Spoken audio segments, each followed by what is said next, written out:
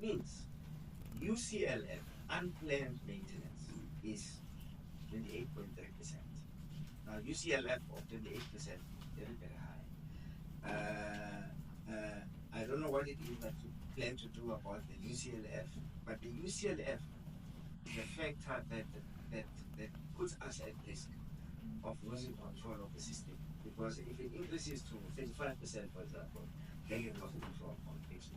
And you're not doing any planned maintenance. But also a planned maintenance of 6.7% is still very low. I think the target should be is 10, as it is 10, because ideally international standard is 80 EAF, 10 PCLF, 10 UCLF. So I don't know how or when you plan to get to that standard, which is still some way off from there. There was also a long time ago a project to get early warning systems for UCLF, for example, boiler tube leaks. Finding a way of knowing about a boiler tube leak before it happens. I don't know if that project was proceeded with. I don't know because it was still in R&D phase a long time ago, before Mr. Development. It was in R&D phase. So I don't know if that proceeded, because that would help to know that a boiler tube leak is about to happen before it actually happens, and so there is no crisis at all. On the financial statements, I'm curious to find out if the financial statements were prepared and submitted on time for the audit. So there is a period after the year end, I think it's 30 days, that the financial statements must be prepared and submitted to the auditors. So is the delay because there was a delay in giving the financial statements to the auditors, or is it delay because the auditors are taking a long time, and the external auditors, in which case it is out of your hands? But I just want to know if the financial statements were submitted on time in terms of PFME requirements. I'm not sure if it's 30 days or 60 days. The municipal debt, as you know, Mr. Marubani, my mother in Karambu and my mother in Marubani, they have to prepay their electricity. And they make that phone call, and then we pay for the electricity before they finish consuming what they had already bought. What will it take to put the whole of South Africa on prepaid? Because in that way, a municipality will also have to prepay for its electricity. Everybody in the municipality must prepay for their electricity. So there won't be the issue of 30 days debt, which goes to 3 years, to 5 years, and so on. I know that a long time ago there was a project, in fact it was called the project SMS, so we took Midrand and Sanchez, of starting there to make them prepaid in the I think it was distribution division at the time. So what will it take? I mean, is it something that you are entertaining to get the whole country to pay electricity prepaid? In that way, you will also be able to borrow from the people in Sandton and the people in everywhere in the country, because they pay in advance rather than in arrears. The unbundling of Eskom and the implication for the debt covenants. I don't know how it has affected the CFO is not here. How it has affected the debt covenants, because part of the debt covenants say you may not change the company in a fundamental way from the time that we have borrowed you the money. And these covenants were entered into a long time ago. Some of them are international bond covenants. I'm curious to find out how you dealt with the provisions of the debt covenants relating to the unbundling, and how will the debt be distributed between the 3 different companies? Because at the moment it's centralized, and so is the debt that is attributable to distribution, transmission, and to the head office and generation. My colleague and I were wondering what is SHC. There is a reference to SHC. Supposed to be EHC. Was it supposed to be EHC? Because we had an argy-bargy here about shareholder contract. Or shareholder contract. Sorry, pardon our ignorance.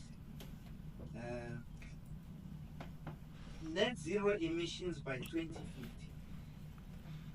US, Germany have targets for net zero emissions, I think, by 2030. The Paris Agreement of 2015, they're missing all those targets.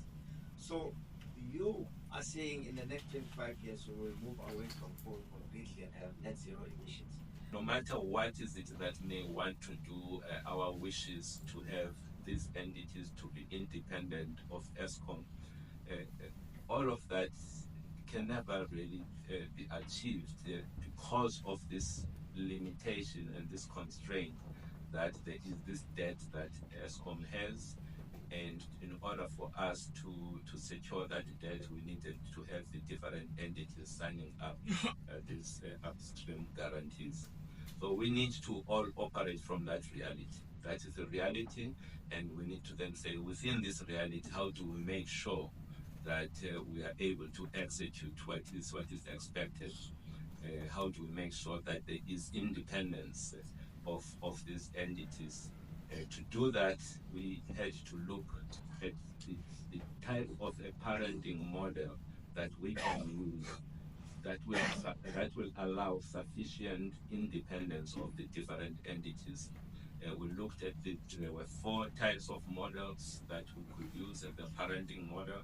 The first one being the financial holding, the second one the strategic architect, third one was active performance management, the fourth one was an operational controller. The one that makes us to all to be able to comply with the regulatory framework, meaning PFMA, Companies Act, King 4. The one that allows us to be able to do that is the model called the, the, the active performance management. And that model gives sufficient independence. We are no longer running NTCSA. We will no longer be running the distribution company. Those companies will have their own boards, as independent boards, looking after them, and they will be taking responsibility. However, the entities will still be 100% owned by Eskom. I do want to ask the question, or want to say that when it comes to this, instead of fearing that these entities are still within Eskom, they may be biased towards Eskom. I do think that we need to just look at their behavior and observe that. That should be the thing that tells whether they're independent or not. How are they acting? Is this board of NTCSA driving independence? Are they biased towards Eskom or not? That should really be the key measure, because we need to understand the constraints that we're operating under, and not just try to go for an ideal which is not going to be possible, because we've got this huge debt that this company has as Eskom. So I just wanted to land that as a point. There was also a question around how do we track the performance of these different entities. We will have, like now we have with NTCSA, a shareholder compact with them, like we have as Eskom, a compact with the ultimate shareholder. They have a compact with us where there are clear performance KPIs that are being measured. And when we come here and like they are going to be presenting in the afternoon, and you will be able to track the performance of the different entities. This cutting up of the companies is neither here nor there, because this upstream guarantees, downstream guarantees. In essence, the company will still be held as whole. So I don't know if it's just, I don't know why they were doing it, why we're bothering with doing it. If really it's from a balance sheet point of view, from debt and liabilities, because it's not just the allocation of debt, it's the allocation of the liabilities. Which of the entities get which assets? Sorry, assets and liabilities. The assets are the debt that is being owed to Eskom. So which entity is going to sit with that debt and have the responsibility to collect? And do the assets and the liabilities follow each other? because you want to keep assets and liabilities in one place so that you can match assets and liabilities. So I don't know how the matching exercise is going to happen with three entities, or whether we're just doing this just because it's a modern thing to do, to break up things and say that they're operating independently, when in fact, in reality,